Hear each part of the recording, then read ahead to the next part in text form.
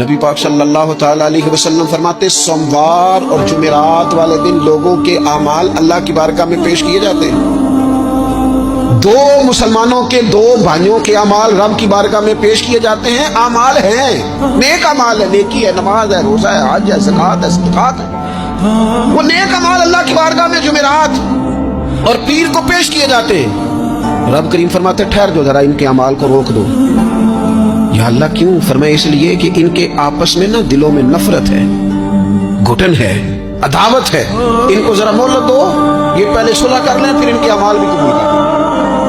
عداوتیں پالی ہوئی ہیں، اپنے دلوں کے اندر گھٹن پیدا کی ہوئی، اختلاف کہاں نہیں ہوتا لیکن نفرتیں پیدا کر لینا کیا جرم کیا بھائی نے؟ کون سا کفر کر بیٹھے ہیں رشتہ دار؟